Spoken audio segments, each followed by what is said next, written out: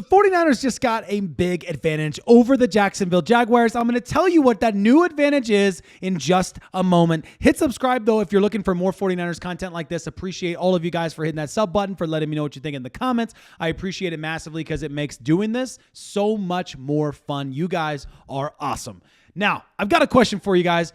Since we're talking about the comments, we might as well continue talking about it because I'm hearing a narrative out there that's frankly a little bit frustrating. We're 3 weeks into the season, okay? And I'm hearing people starting to get worried about a position group for the entire season, and it's the secondary. I hear people talking about how the secondary and the whole defense as a whole, to be fair, because you got to include linebackers in that as well, I suppose, but how this defense has not been good enough and has not had a single interception this season. Now, don't get me wrong.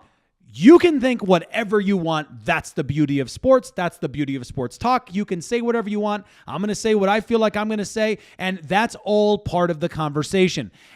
I'm not saying it's wrong to be worried that through 3 weeks, the 49ers are dead last when it comes to interceptions. I'm not saying that that's wrong. That's a fair point, and you can make that assessment. But don't project that over the course of the entire season and start talking about quarterbacks you think are going to exploit you week 15. Like, that's a really, really long way away. You already went up against Sam Darnold, who's shown that he can be pretty solid this season, and you handled him well. You already went up against Spencer Rattler. We'll leave that there. You already went up against Kyler Murray. We'll half leave that there as well. So I get it, all right? There's no reason for us to freak out about week 16, week 17, week 18. We don't even know what the team's going to look like by that point in the season. All I care about is week 4. So my question for you, as we're approaching week 4, is pretty straightforward. Are you feeling confident in this secondary right now?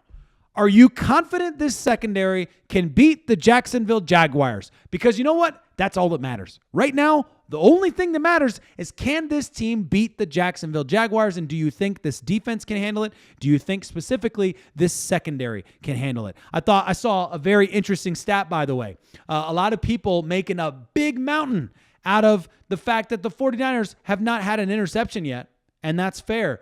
Matt Maiocco also pointed out something else.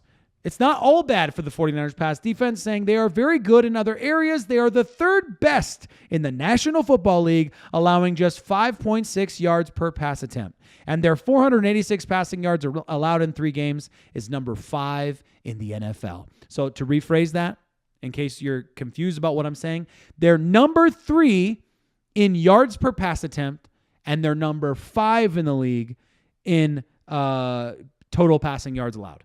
That's the 49ers defense as a whole, okay? It's not just secondary, but I get it. The secondary is kind of where you're expecting some things to happen. You got a rookie in Marquise Sigley. You have Jason Pinnock out there, and you're asking these guys to go out there and shut down games. At the end of the day, turnovers do have a massive importance in this league, so I don't want to undersell the importance of a turnover. But I also want to throw out there that it's not the only metric that you grade your pass defense on. It's the whole kit and caboodle. And I feel pretty good about it. That's just personally where I'm at. I feel like the interceptions are going to come. We had a couple opportunities the last couple weeks to snag one, and we were really close. In fact, this last weekend, we had one. I want to say it was Fred Warner who was about to intercept it, and D. Winters who blew up the play by going for it as well and hitting Fred Warner. If I'm not mistaken, I think those are the 2 players. But whatever the case, I'm not worried about the lack of interceptions as long as you're winning games and as long as you're shutting down the pass game. Like, I can live with that. Yes, there will be days where we're going to look at this defense and say, I'm going to need you to get one for us, boys. Like, I'm going to need you to go out there, and I need you to do something magical. And they did, you guys. We needed magic, and they pulled it out of a hat like a bunny. It was amazing what both Fred Warner, the moments he produced on the field when we needed big stops, and of course the big one, Upton Stout, having that incredible pass breakup. So am I worried about it? Not at all. Not worried about it right now whatsoever. I got to get to some injury updates for you guys. Some of these you might have already heard before, but I'm going to just jump in on a few of these. And this is where we're getting to where I think we get a big advantage coming our way, and I promise I will explain that to you. So stick around long enough to hear it. By the way, later in the video, I've got something really interesting about toward the end of the video. I've got what I think is the most critical and understandable question that people are asking about this 49ers offense right now.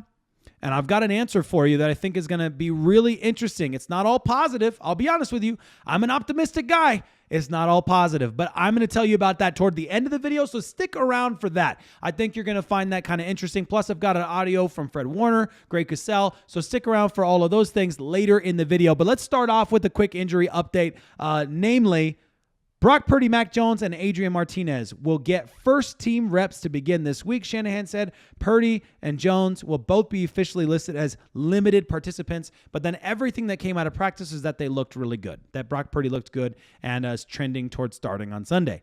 That's good. Shanahan said Juwan Jennings was close to being able to play last week. He's day-to-day again this week. The 49ers will get Demarcus Robinson back for sure. He was out on the practice field today. It was good to see him. Shanahan hopes Ricky Pearsall will be able to practice later this week. It's kind of listing him as day-to-day. I've got more hope on the Ricky Pearsall front as well before you freak out. But Ricky Pearsall did not practice today. That's the piece that you need to pick up. Now, while we're talking about it, Ricky Pearsall, Brock Purdy, we've got Demarcus Robinson coming back. Juwan Jennings is looking like he's going to be back. He was very close to being back on Sunday. So you here, as we're thinking about the advantage we have over the Jacksonville Jaguars, namely, let's talk about the fact that the 49ers did the last game without Juwan Jennings, Demarcus Robinson, and Brock Purdy. And those three guys are huge additions to your team.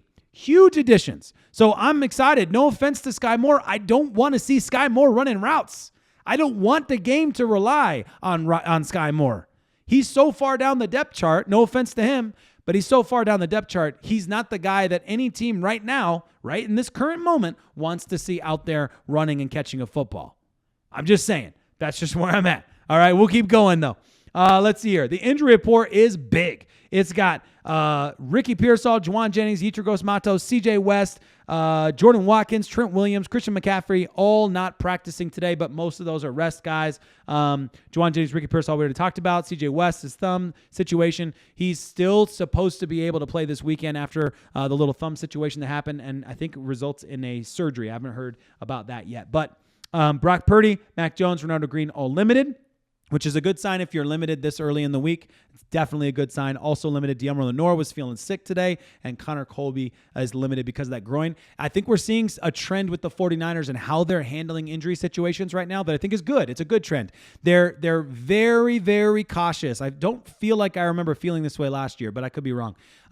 Everything's in context of last year and how bad the injuries were, so it might just be that I'm more sensitive to it now, and I just didn't notice it before. But I feel like the 49ers are being very, very careful early on in the week, playing guys who are kind of have some nagging injuries going on. So, you have a guy like Connor Colby who had an injury last week, was able to play, and they rest him. We've seen the same thing with several players, not just vets, several players who they're taking things carefully. All right, here, checked out this from Nick Wagner. Compliments of Coach Yak. Ricky Pearsall just had some knee soreness. He expects to practice this week and be okay for Sunday's game. Here's what he himself said about his knee. It's feeling good. I actually don't know when I hurt my knee during the game. I felt a little soreness after the game. I'm not really concerned about it. If there was a game today, I'd play.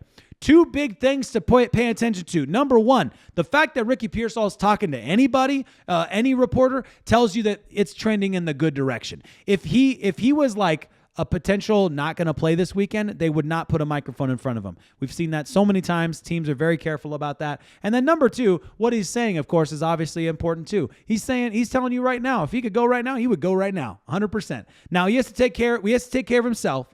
And the team has to protect him from himself. We've heard that many times from players who have, coaches and things that have known him from his early days. He is that type of guy. He's a Christian McCaffrey kind of guy. He will put himself out there even when he probably shouldn't. But I would not be worried about this one. Of all the injuries that Ricky Pearsall has had, this is the one I'm least concerned about personally. That's just my personal take.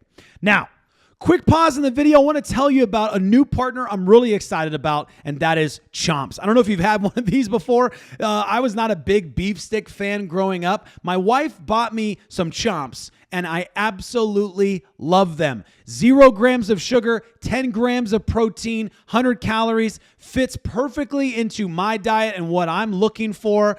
All grass-fed beef. It's solid and it tastes really good. I really wasn't a beef stick fan growing up, and now I am. I started this summer. I haven't told you guys this, but I started this summer at 205 pounds, really focusing on my diet this summer, trying to turn some things around. I'm down to 191 pounds right now at the end of summer, and these types of snacks are perfect fits for me. I've got a couple flavors here that I love. This is the original beef flavor, and then I have the smoky seasoned barbecue flavor right here. These are delicious, and they're great on-the-go snacks. You can throw them in your gym bag. You can put them in your backpack, in your car. You can throw them in your desk at work, and they're fantastic. They're worth every single penny to me. You can find out more about them by clicking the link in my description to order some for yourself. But the big thing for me is it's a snack I don't feel guilty about. I love every second of it, the taste of it. I like the aftertaste of it, and I'm genuinely a diehard fan. I went from having never tried this before to being a diehard immediately, and that's not me just blowing smoke. I genuinely mean that. I'm telling you the truth. You should definitely consider checking out Chomps. The 49ers did make some moves today, okay? They're not big moves. You might recognize this guy right here. He's been with the 49ers. He was drafted by the 49ers. Quiz question. Do you see 33 in the Georgia Bulldogs uniform and know who he is? Probably not, and that's okay. Maybe you do. If you watch a lot of college football, you would.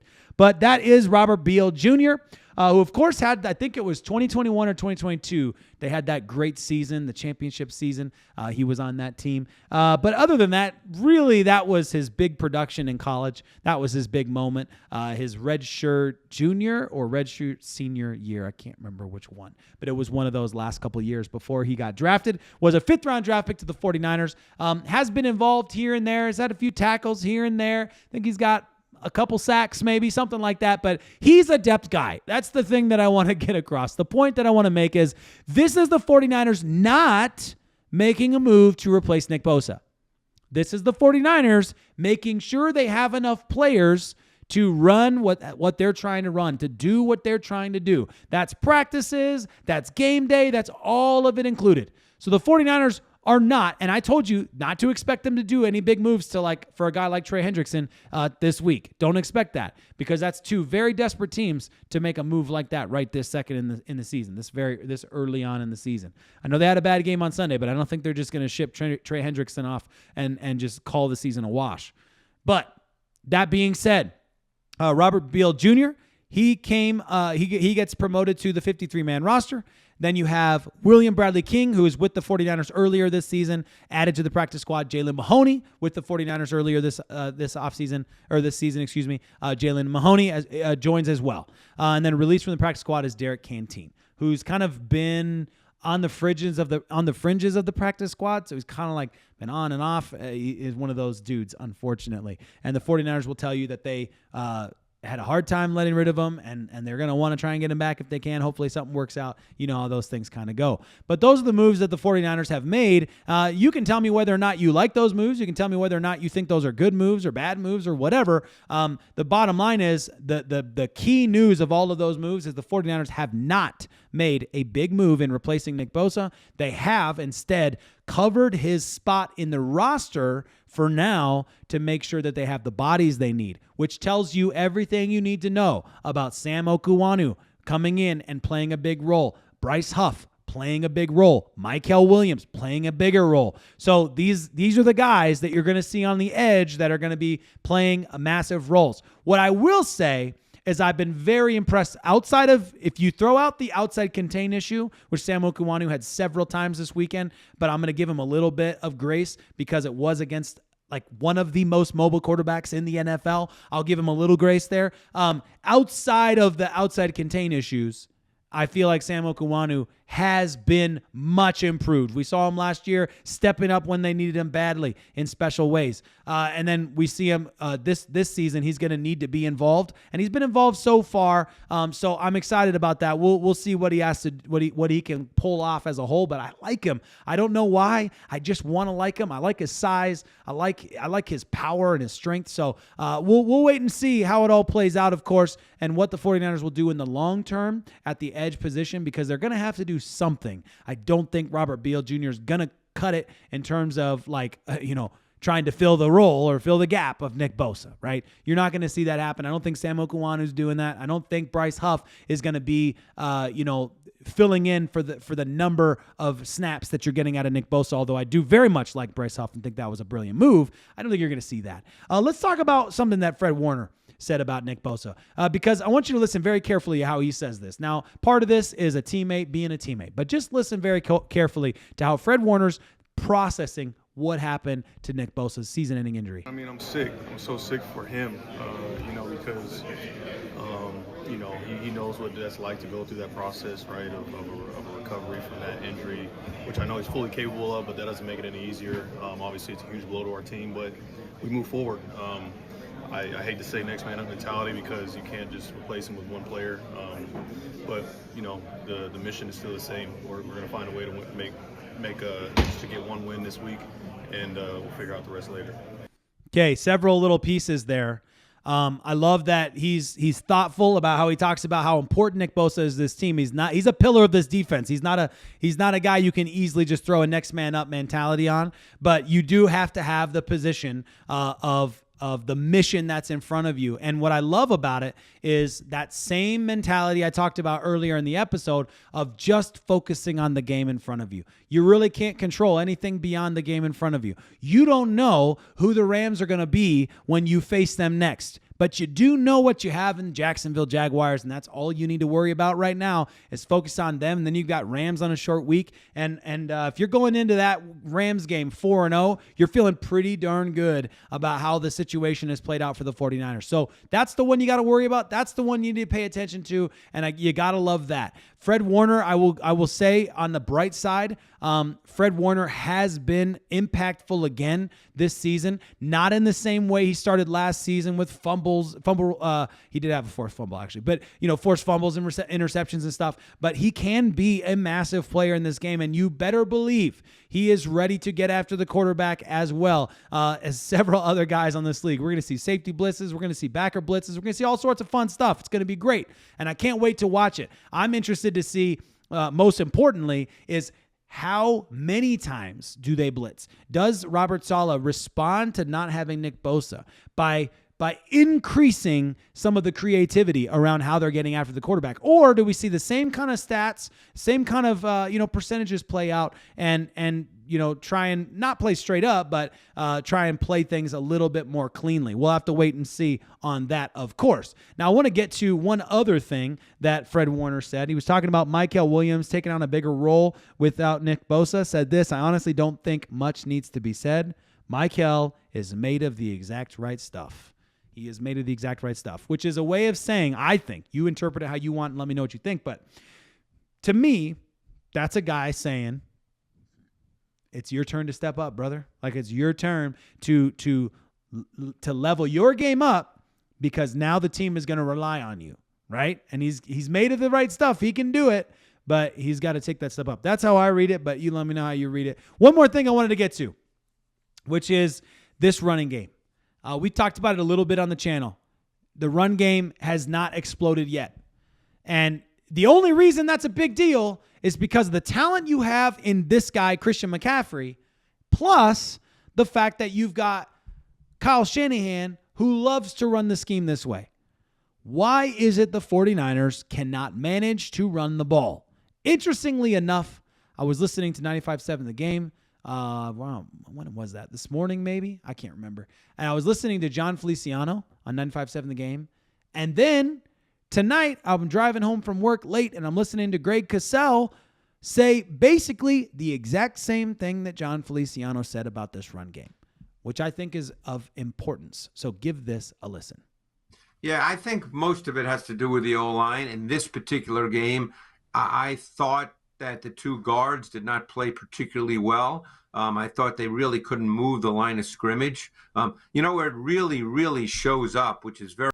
Pause real quick. I want to let him finish. I'm going to let Greg Cassell finish because he's an expert. But this is exactly what Feliciano said. This is exactly how he pointed it. Not as directly. Feliciano's more of a team player. I played with these guys. I'm going to be kind to them. But he said it's the offensive line. It's their issue. It's bad is basically how he put it.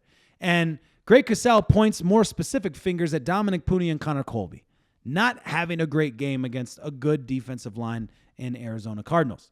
So I think that is interesting in itself in terms of where the blame is being pointed for two reasons. Number one, Dominic Purdy coming off that knee injury, like he's still recovering from the knee injury. He barely made it to play week 1. Remember that, okay? He'll get back. I believe that, firmly believe that. And several other people say that, including John Feliciano himself.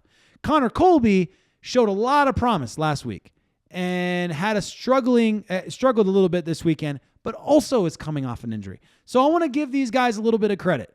You're asking a rookie in Connor Colby to do what Dominic Purdy did last year, which is an unbelievable thing that Dominic Purdy did last year, coming in basically with no prep and just becoming the starting right guard. And you're kind of asking Connor Colby to do that as a left guard right now. That's a big ask in general. But on top of that, he was out for the remainder of the week with a groin injury and just managed to suit up on Sunday and make it work. It was a tight squeeze for the 49ers to get him on the field, which helped them unbelievably, massively, super huge, big help that he was able to play, because the roster construction confusion that they were dealing with, if he was not able to play was going to be a huge issue in terms of the 53-man roster, the promotions, who was getting promoted, or not promoted, excuse me, who's getting up. What is the word I'm looking for? He's moving up from the practice squad. I forget what the exact word that they use is. There's a word for that, but whatever. You get elevated from the practice squad. So that being said, let me let Greg Cassell finish what he had to say. Very odd, given what they've done in the past, is it really has shown up in the red zone, because McCaffrey, 2 years ago when he had the great year, guys, it seemed you got in the red zone, it was automatic, it was a touchdown. You're going to give it to McCaffrey, certainly in the low red zone from the 10 yards in.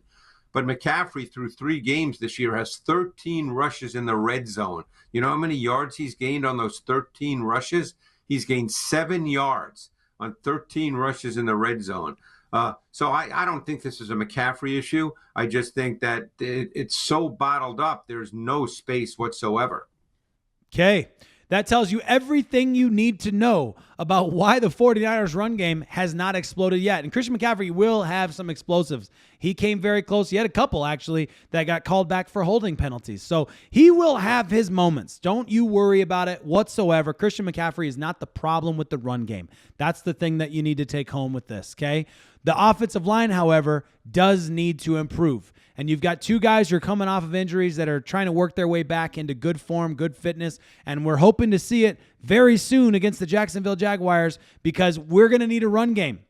We're going to need a solid run game against the Jaguars. I've said that now for 2 straight weeks. I'd said it. Actually, I've probably said it every week. It was a key to the game for the Seahawks. It was a key to the game for the Saints. It was a key to the game for the Arizona Cardinals against these defensive lines and against these secondaries. I guess for the Cardinals, they're banged up secondary. Maybe that wasn't a key to the game. But all that being said, I kept thinking, they're going to get the run game going. It's going to open things up, whatever. The 49ers have managed to have nice play action and nice passing games despite not having great run game. So that's helpful. You'll take that for sure, but you definitely want to see the run game get going and start seeing some nice big moments get opened up by this offensive line, getting in sync, getting in rhythm with one another, and getting back from these injuries. That's what I'm hoping to see very, very soon, as we are now 4 days. Oh, darn. It's not right. 4 days away from the Jacksonville Jaguars, and I cannot wait to talk about it every single day leading up to it and beyond. Appreciate all of you guys and hope you guys have a fantastic rest of your Wednesday evening.